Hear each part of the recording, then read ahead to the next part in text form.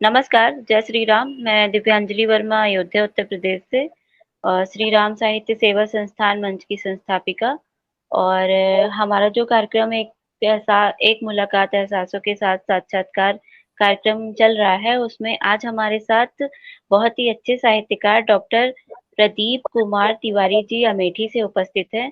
तो प्रदीप जी, आपका बहुत बहुत स्वागत है हमारे मंच पर। धन्यवाद मैम। जी। और मैं बता दूँ, प्रदीप जी जो है विश्वविद्यालय में पढ़ाते हैं और इसके साथ-साथ वो साहित्य सेवा भी कर रहे हैं। हिंदी साहित्य में भी बहुत अच्छा लिखते हैं, बहुत सारी कविताएँ लिख चुके हैं, इनकी बहुत सारी पुस्तकें आ चुकी हैं और साथ ही साथ इन्हें बहुत सारे सम्मान और उपहार भी मिल चुके हैं और उपलब्धियाँ भी। तो ये सारी बातें हम उनसे ही जानेंगे।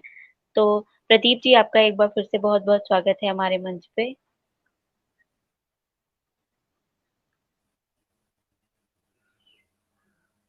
प्रदीप जी, आपको आवाज़ आ रही है मेरी? Yes yes ma'am. बहुत बहुत जी, जी। धन्यवाद तो मैम। जय प्रदीप श्री राम। जी, जय श्री राम। प्रदीप जी, फिर आप हमारे दर्शकों को अपने बारे में बताइए, अपना व्यक्तिगत परिचय दीजिए। सर्वप्रथम मैम मैं सरस्वती माँ को नमन करता हूँ कि माँ शारदे नमन में बंदन प्रभु महाराज, कृपा करो आशीष तो हो पूर्ण मनोरथ काज।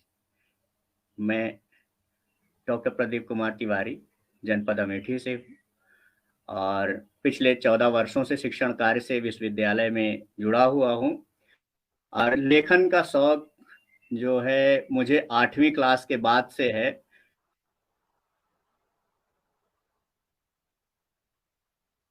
तब अब राष्ट्रीय और अंतर्राष्ट्रीय स्तर पर आप लोगों के सहयोग से लिखने का मौका मिलता है। अब तक लगभग 500 हो गई हैं, जिसमें कुछ ब्लॉग स्पॉट पे हैं। 2 बुकें पब्लिश हो चुकी हैं। नोशन प्रेस तमिलनाडु से पब्लिश है एक बुक रिवर। 2 कालिंदी प्रकाशन के अंतर्गत प्रकाशाधीन है, जो आने वाली हैं, लगभग जुलाई में आ जाएंगी। उसमें नारी सशक्त कुरीतियों पर हमने लिखा है और वो बुक का नाम है संघर्ष। साथ ही एक किताब और आने वाली है G20 पर। तो इस तरह से हिंदी से जुड़े हुए हैं अपने साहित्य, अपने मातृभाषा के लिए। आपका नेटवर्क कट हो गया, शायद नेटवर्क प्रॉब्लम हो गई। फिर से रीजॉइन कीजिए।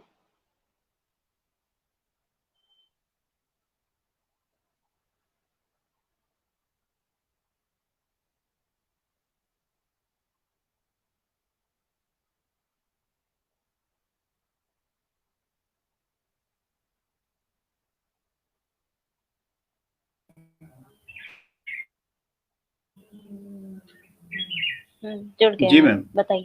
हाँ, बताइए। तो इस तरह से माँ सरस्वती के आशीर्वाद से जो कुछ भी भावनाएं आती हैं मस्तिष्क में, उसको सब पंक्तिबद्ध करके और आप में साझा किया जाता है और आप लोगों के माध्यम से ही आगे बढ़ने का मौका मिलता है। बहुत बहुत धन्यवाद दिव्यांजलि मैडम का कि इन्होंने ये अवसर भी दिया कि आज हम सब लोग एक प्लेटफॉर्म पर एकत्रित हैं।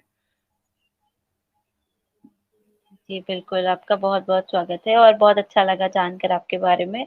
और हमारी तरफ से आपको बहुत शुभकामनाएँ हैं कि आप इसी तरह हिंदी साहित्य की सेवा करते रहें और अपना साहित्यिक जो है सफ़र पूरा करते रहें। तो आपने जैसा कि बताया कि आप कक्षा 8वीं से लिख रहे हैं, तो मैं जानना चाह रही थी कि आपको लिखने की प्रेरणा कहाँ से मिली, किससे मिली?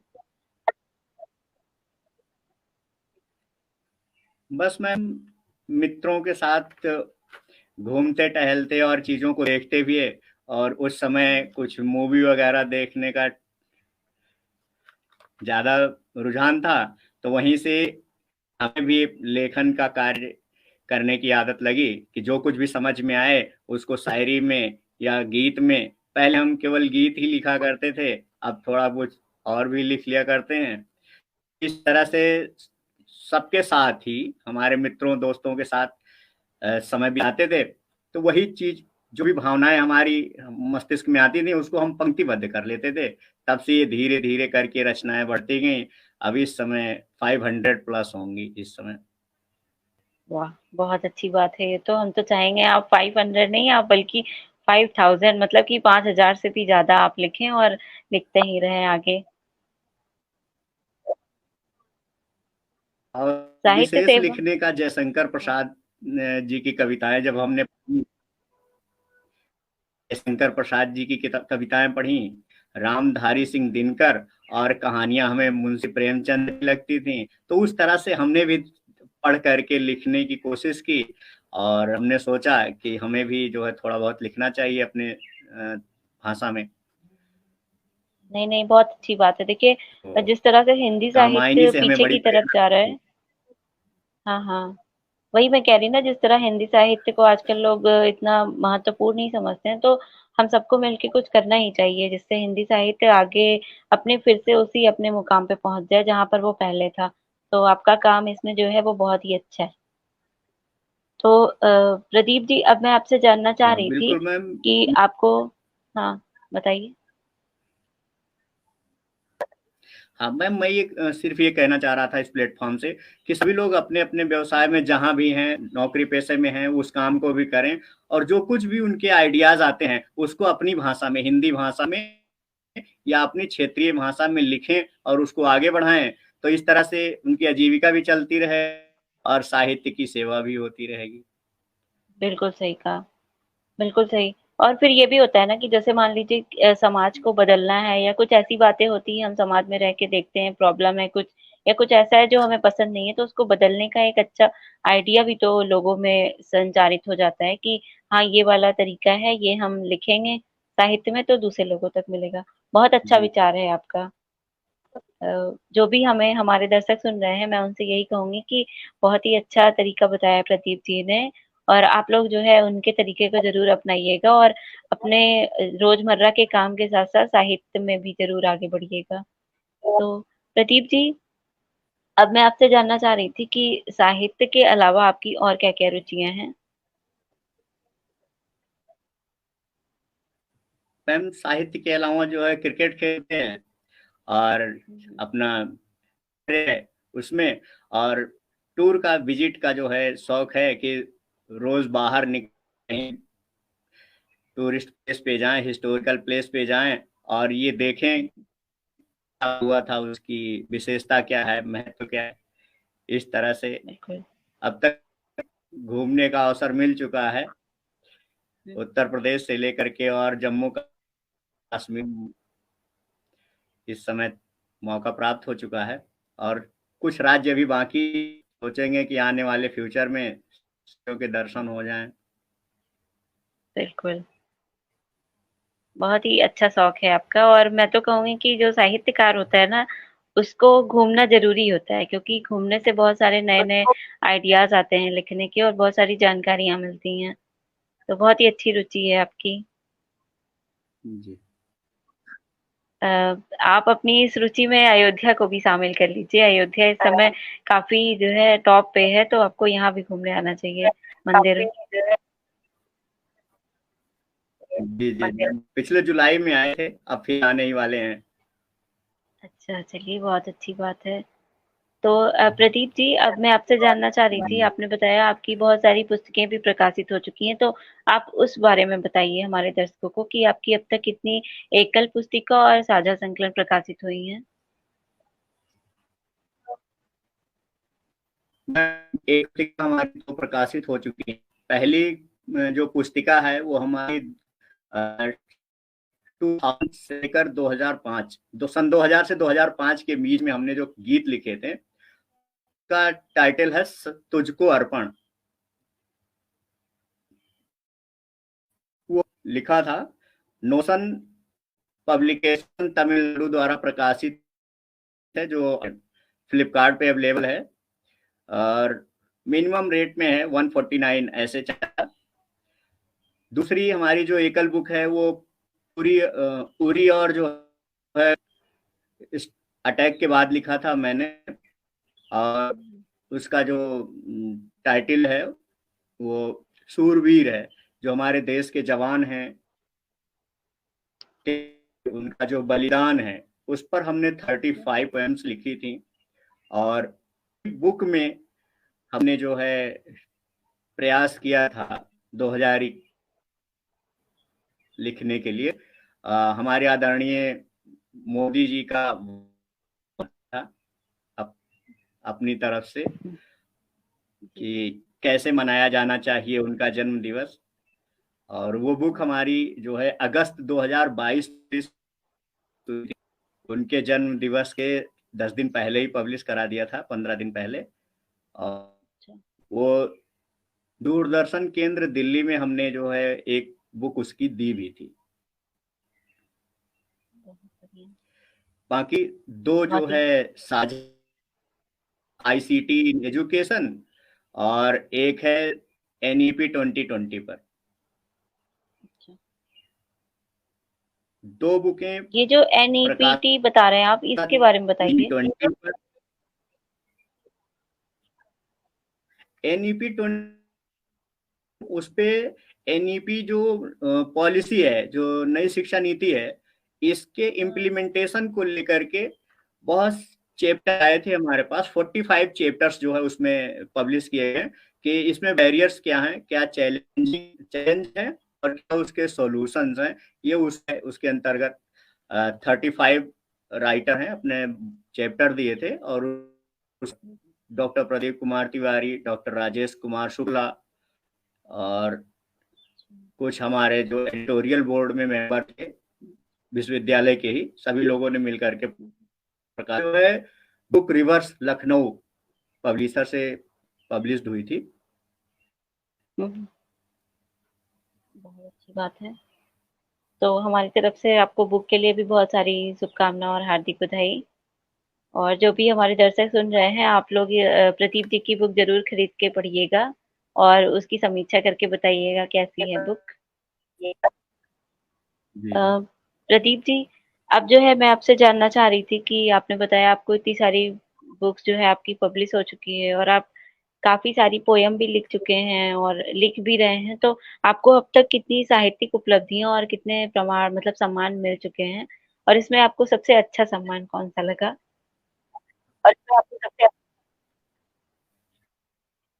सम्मान तो मैम कई मिले हैं, आप लोगों की ही देन है। सब सब दर्शकों, सम्मान तो सम्मान है, लेकिन एक सम्मान जो है त्रिभुवन विश्वविद्यालय में हिंदी विभाग के द्वारा ही मुझे दिया गया था, जबकि मैं एजुकेशन का अध्यापक हूँ, बीएड एमएड और पीएचडी। और सम्मान मुझे हिंदी विभाग केंद्रीय विश्वविद्यालय काठमांडू दिया गया था, साहित्य अनुरागी सम्मान। अच्छा। क्या करके ये सम्मान प्राप्त करने में हर्ष की अनुभूति हो रही थी कि हम आज पहली बार देश के बाहर प्लेटफॉर्म पे आए हैं और अपने मातृभाषा पड़ोसी देश में सम्मानित किया जा रहा है। और ये देश देख वहां पर हमसे अधिक शुद्ध रूप से हिंदी बोलते हैं।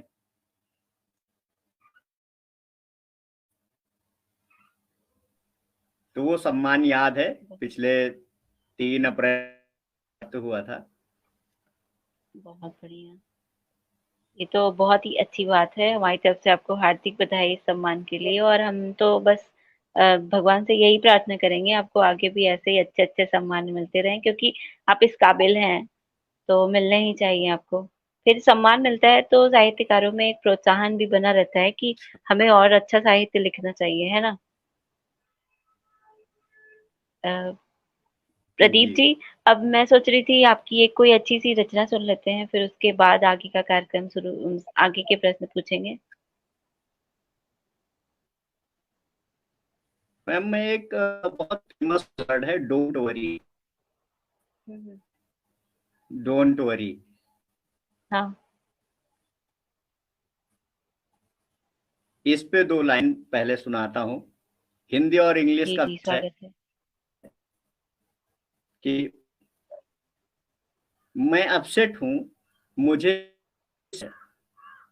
मैं अपसेट हूँ, मुझे सेट करना थोड़ा मुश्किल है।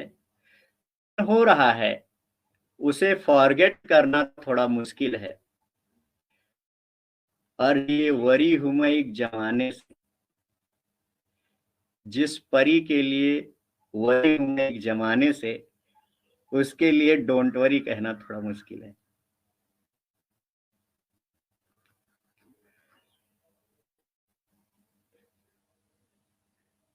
क्योंकि मैम डोंट वरी सभी हर मौके पर, तो इस शब्द का प्रयोग करते हुए मैंने ये 2 लाइनें लिखी थी।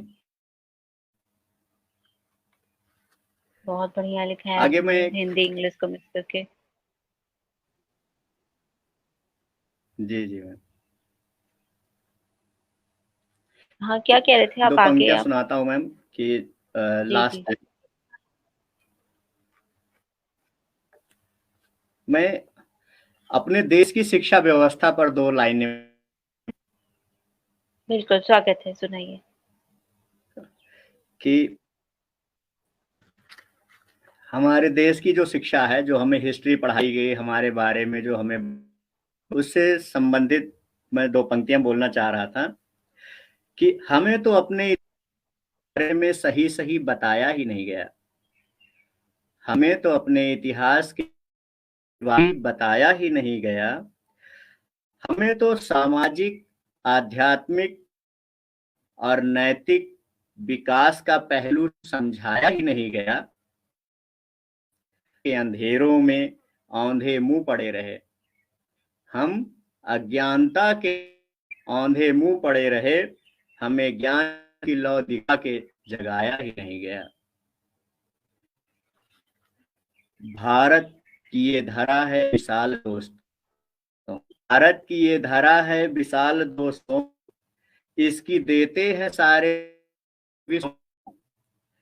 भारत की ये धरा है विशाल दोस्तों, इसकी देते मिसाल दोस्तों। भारत ही विश्व गुरु था, विश्व गुरु था बीते दिनों में, लेकिन था बीते दिनों में, लेकिन सारा विश्व आज गुरु है फिलहाल।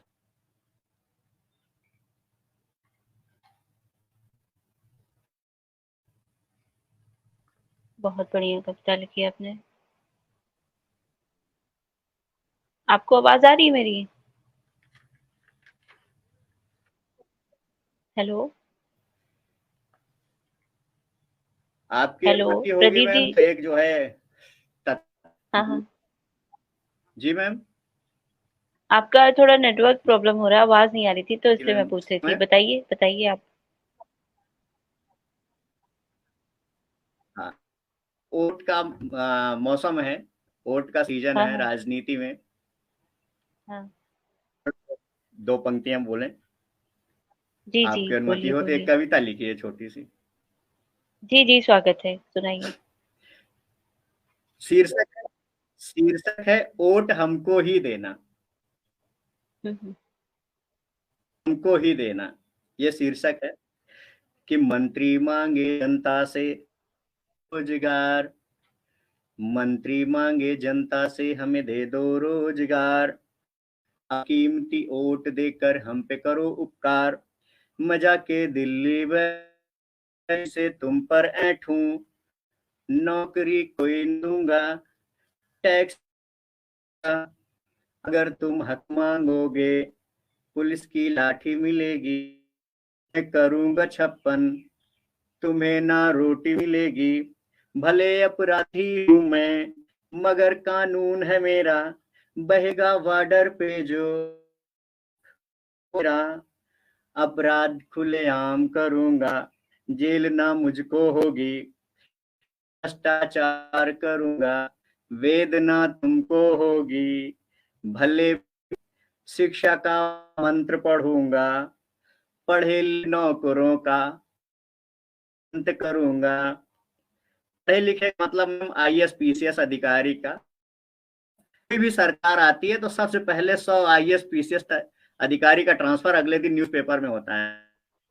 जी, जी, तो उस पे बिल्कुल। ही लिखा था कि भले मैं अनपढ़ हूँ, शिक्षा पढ़ूंगा, पढ़े लिखे नौकरों का तबादला तुरंत करूंगा। सकता हूँ, कुछ भी कर सकता हूँ, रोक मुझको ना कोई, कह सकता हूँ।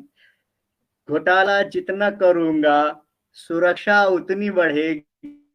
आर्मी खुद मर के भी रक्षा मेरी करेगी। लड़ाऊंगा जनता को धर्म के नाम पर, जलाऊंगा घरों को पर, मुफ्त आवास मिलेगा, मुझे पेंशन भी मिलेगी। रहेगा, तुझे टेंशन मिलेगी। हवा में मैं चलूंगा, तू पड़ा रहेगा। मैं बैठूंगा सिंहासन, तू सामने खड़ा रहेगा। ये खेल राजनीति का बरस 5 चलेगा।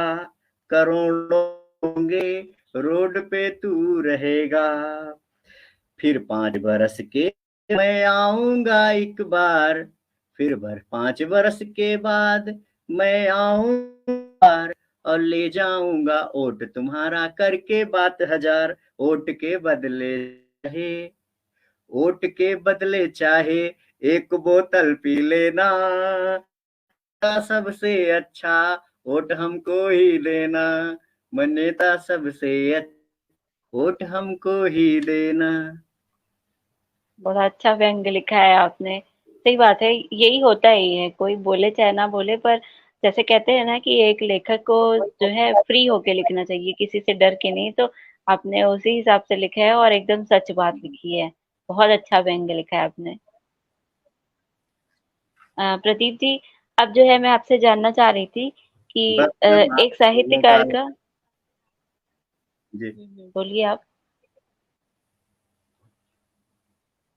जी। प्रदीप जी, बस अब मैं मैम आप आपसे लोगों जानना का चाह रही थी। प्यार, लोगों का प्यार। जी, जी। जी। तो फिर प्रदीप जी, अब जो है मैं आपसे जानना चाह रही थी कि जी। एक साहित्यकार का समाज के प्रति क्या जिम्मेदारी होती है? जैसे आप भी साहित्यकार हैं, तो आपके हिसाब से साहित्यकार की समाज के प्रति क्या जिम्मेदारी जी होनी चाहिए? मैम, मेरे हिसाब से एक साहित्यकार की जिम्मेदारी समाज की समस्याओं को सामने लाना, अपने कविता के माध्यम से, कहानी के माध्यम से, उपन्यास के माध्यम से समाज की वास्तविकता को सबके सामने रखना, यानी कि समस्याओं को लाना, साथ में उसके सुझाव भी बताना। ये एक साहित्यकार की है, जिससे कि वो अपना की भी सेवा कर सकेगा और अपने समाज को उन्नति के रास्ते पर लाने का कार्य भी कर। सही कहा आपने। बिल्कुल सही कहा आपने। जैसे कहते हैं ना कि समाज में जो क्रांति आती है वो साहित्यकार की लेखनी द्वारा ही आती है, तो बिल्कुल सही।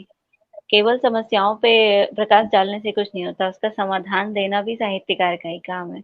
बहुत अच्छी बात बताई। समाधान भी अ, प्रदीप जी, जी। प्रदीप जी, अब मैं आपसे जानना चाह रही थी, जैसे आपने देखा है आजकल कोरोना टाइम के बाद से आपने भी देखा होगा कि सारे मंच जो हैं ऑनलाइन हो गए हैं और हम लोग ज्यादातर काम ऑनलाइन ही करते हैं।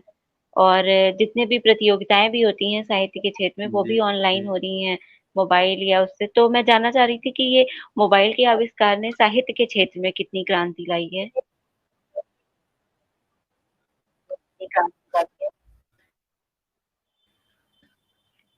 किसी भी समय या समाज पर उस वर्तमान तक प्रभाव पड़ता है, और इसका सही दिशा में प्रयोग किया जाए लाभकारी है। कम समय में, कहते हैं ना मैम कि शिक्षा एक हथियार है आगे बढ़ने के लिए। किसी भी चीज को प्राप्त करने के लिए शिक्षित होना जरूरी है। तकनीकी भी शिक्षा का ही एक अंग है। Technology also a part education. तो इसके अंतर्गत अगर कोई तकनीकी आगे प्राप्त करना चाहिए और हमारी उन्नति के लिए उसका प्रयोग करना चाहिए, क्योंकि मैम, शुरू से ही हम लोगों ने सुना है कि विज्ञान दुधारी तलवार है। इसका उपयोग करेंगे तो उन्नति के पथ पर चलेंगे, अगर हम इसका मिसयूज करेंगे तो हमें इससे बहुत हानि भी है। वैसे ही बिल्कुल। है, अगर हम इसका उपयोग शिक्षा में करते हैं तो बड़े बड़े लेक्चर, बड़े बड़े प्रोफेसर्स के लेक्चर यूजीसी पर, सीईसी पर और स्वयं पर, नेपटेल पर अवेलेबल हैं, दूरदर्शन के द्वारा फ्री में चलाए भी जा रहे हैं। तो यदि हम इस तकनीकी का प्रयोग अपनी उन्नति के लिए सटीक ढंग से करते हैं तो आगे इस पीढ़ी को तकनीकी बहुत फायदेमंद है, और समय में कम खर्च में तकनीकी माध्यम से ही जुड़े हैं। यदि होना होता तो लीव लेकर आना पड़ता, ट्रेवल करना होता, कि ऐसे लास्ट में कम समय में बिना लीव लिए एक साथ कनेक्ट हैं। बिल्कुल। बात है कि समय के साथ साथ तकनीकी भी उन्नति कर रही है, और वो भी तो समाज का एक भाग है। हम सब लोग ही तो सोचते हैं, जो समस्याएं होती हैं उसका आविष्कार देते हैं कि नई तकनीकी है, नई टेक्नोलॉजी का, ये सब तो किसी ना किसी कमी को पूरा करने के लिए ही प्रयोग किया जा रहा है। सही कहा। बहुत ही अच्छे से आपने इसकी उपयोगिता बता दी और बहुत ही सरल शब्दों में। जैसे कहते हैं कि किसी के भी समझने योग्य थे ये शब्द।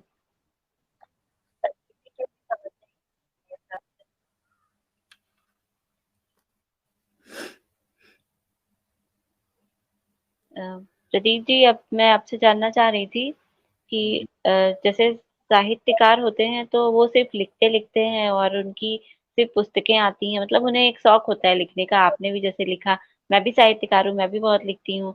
लेकिन कुछ जी, साहित्यकार होते हैं वो दूसरों की पुस्तकें पढ़ना ज़रूरी नहीं जी। समझते। तो आप इसके लिए मतलब क्या सोचते हैं कि साहित्यकार को पुस्तक पढ़ना कितना ज़रूरी है और आप अपने जीवन में पुस्तकों को कितना महत्व देते हैं? मैम, एक सही साहित्य कार्य में दूसरों की बुकों को पढ़ना और दूसरे साहित्यकारों को सुनना बहुत जरूरी है। जैसे कि मैं कोई लाइन लिखने से पहले किसी की लाइनों को सुनता हूँ। किताब, कई ऐसी कविताएं हैं जिनको बार बार पढ़ने का मन होता है। लक्ष्मीबाई पर जो लिखी गई है कि बूंद केले हटोलों के मुंह हमने सुनी कहानी थी, तू भी मर्दानी हो तो झांसी वाली रानी थी। ये कविताएं हैं, कितनी बार भी पढ़िए। जब आप दूसरे की किताब को अच्छे से पढ़ते हैं तो भावों को कैसे कैसे उसका व्याकरण सेट किया जाए, कैसे आप सही मात्राओं का प्रयोग करके अपने दोहे, अपनी शायरी, अपने गजल लिख पाएंगे। अगर किसी की बुक को नहीं पढ़ेंगे और किसी, तो हमें पता कैसे चलेगा कि जो हम लिख रहे हैं वो लिख क्या रहे हैं। इसलिए मेरे अनुसार जो साहित्य की टेक्स्ट बुक को पढ़ना बहुत अच्छी बात है। और यदि कोई कवि सम्मेलन है, साहित्य सम्मेलन है, तो वहां जो वक्ता बोल रहे हैं सुनना ये जरूरी है अच्छी चीज लिखने के लिए। जी मैम। बिल्कुल सही कहा आपने। पुस्तकों को पढ़ने से यही होता है कि लिखने का जो लय होता है वो सही तरीका पता चलता है, ग्रामर पता चलती है और साथ ही साथ ये हमारी वो जो शब्द होते हैं ना, शब्दों की पकड़ में भी हमारी बहुत मदद करती है। जैसे जितनी आप पुस्तकें पढ़ें या जितनी कोई भी पुस्तकें पढ़ें तो वो उतना ही जी अच्छा साहित्य सृजन कर सकता है। बहुत अच्छी जानकारी दी प्रदीप जी आपने। प्रदीप जी, अब मैं आपसे जानना चाह रही थी कि अ, आप कुछ कोई ऐसा संस्मरण बताना चाहते हैं अपनी ज़िंदगी का जिसने आपको बहुत प्रभावित किया हो या जो मतलब लोगों को सुन के उनके लिए बहुत प्रेरणा बने, ऐसा कोई संस्मरण? मैम। मैम मैं सिर्फ इतने व्यक्ति। प्रदीप जी, आपका फिर से नेटवर्क कट हो गया, फिर से ज्वाइन कीजिए।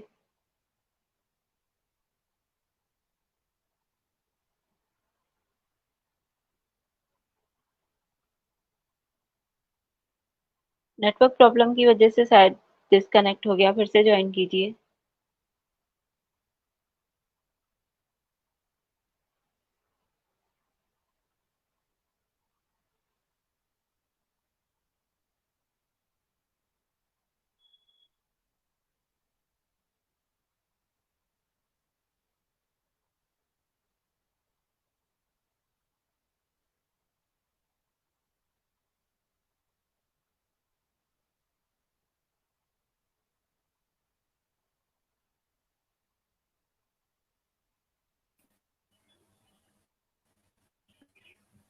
जी, प्रदीप जी आप जुड़ गए हैं, आप बताइए।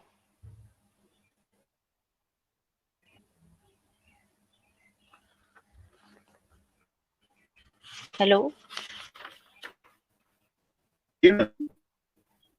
हाँ, आपको मेरी आवाज़ आ रही है ना? आप बताइए, आपको संस्मरण बता रहे थे आप अपना जी कोई। मैम, जी मैम। बस मैं ये कहना चाह रहा था कि जीवन के किसी भी मोड़ पर हरास या उदास निराश नहीं होना चाहिए। ना किसी व्यक्ति को हताश होना चाहिए, ना उदास होना चाहिए। एक एक दिन बहुमूल्य है और अपने आप में सबसे अलग है, दोबारा नहीं मिलेगा। इसलिए निश्चिंत होकर जो जी।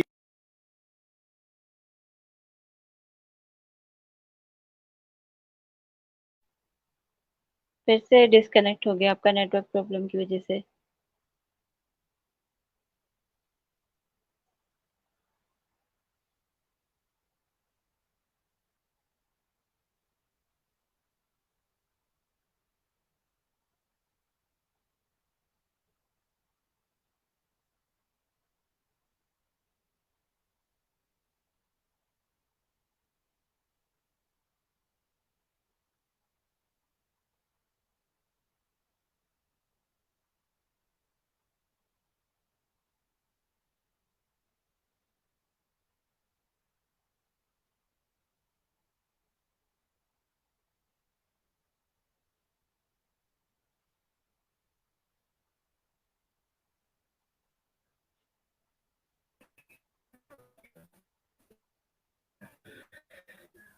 वॉइस जी, नेटवर्क ऐड की हो गया। प्रॉब्लम है मैम।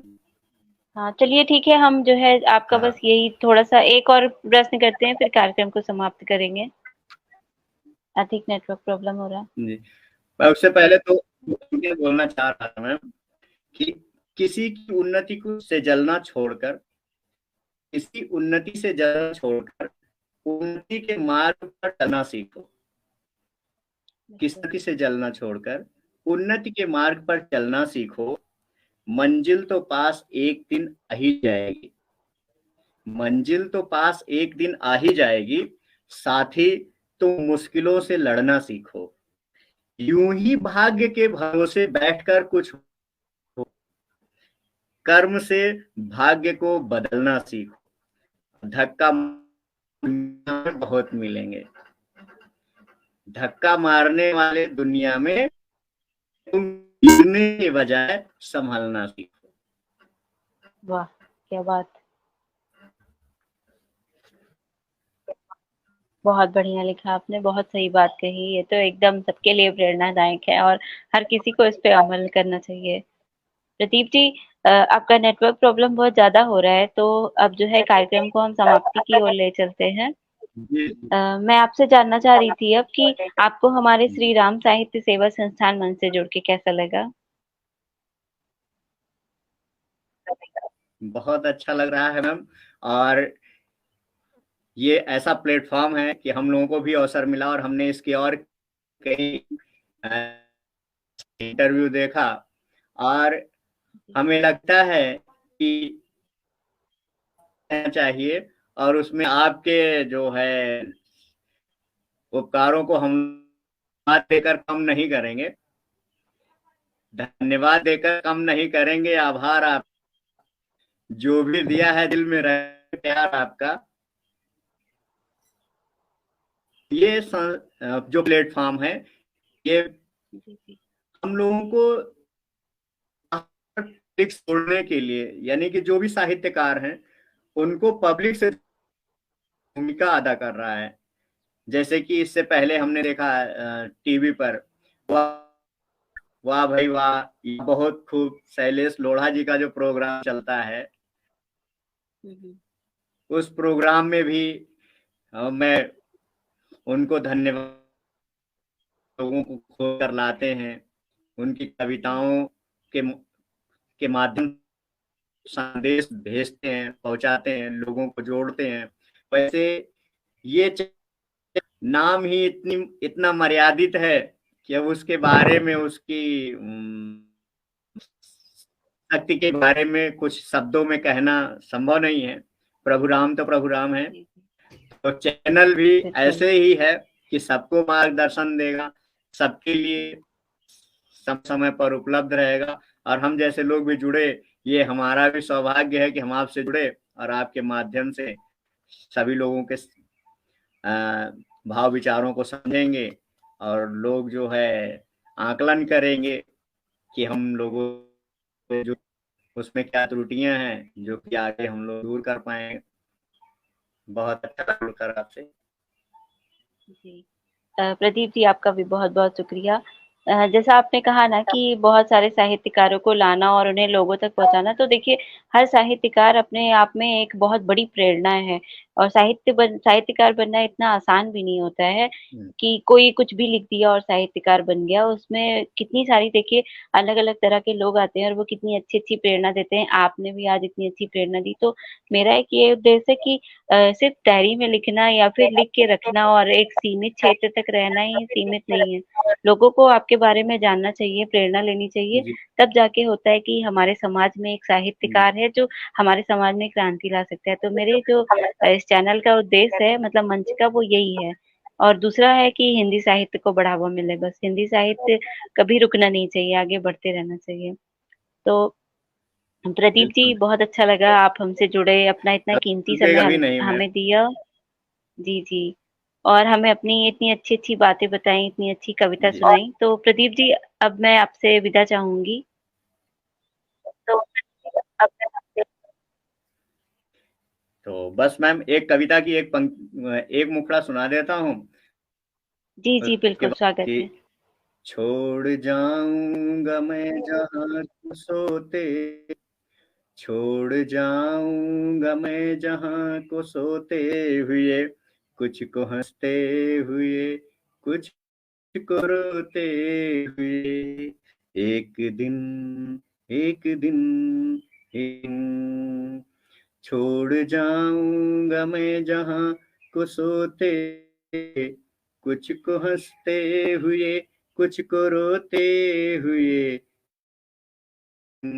एक दिन एक दिन, वैसे जिंदगी ये रंगीन है, खुशी के पल कुछ गमगीन है, कोई अच्छा नहीं ना बुरा है कोई, भाग्य में जो लिखा होता है वही देखना है हमें तो, देखना है हमें तो, बस होते हुए एक एक दिन एक दिन, छोड़ जाए जहाँ को सोते हुए, कुछ को हंसते हुए, रोते हुए, एक दिन एक दिन एक दिन,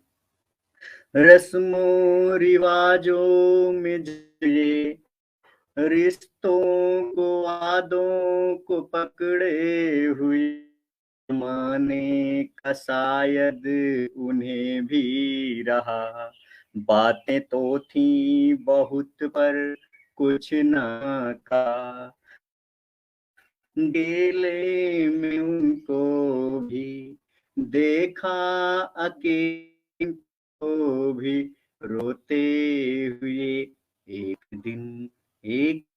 दिन छोड़ जाऊंगा मैं जहां हुए, कुछ को हंसते हुए कुछ को रोते हुए, एक दिन एक दिन एक दिन जो कहते हैं तुम्हें प्यार करते हैं हम, तुम्हारे सब कुछ करते हैं हम, जिनकी आंखों के तारे सहारे हैं हम, चाहते हैं जो ना कभी भी हो नम, ले जाएंगे ले जाएंगे वही कांधे ढोते हुए, दिन एक दिन छोड़ जाए जहां वो सोते हुए, कुछ को हंसते हुए कुछ को रोते हुए, एक दिन एक दिन एक दिन एक दिन। जय श्री राम। बहुत ही अच्छी कविता लिखी आपने, जय श्री राम। ऐसा मतलब एक मार्मिक दृश्य आपने उजागर कर दिया आंखों के सामने, बहुत बढ़िया। तो प्रदीप जी, अब जो है आपसे विदा चाहूंगी मैं। जय श्री राम। जो है आपसे। जय श्री राम।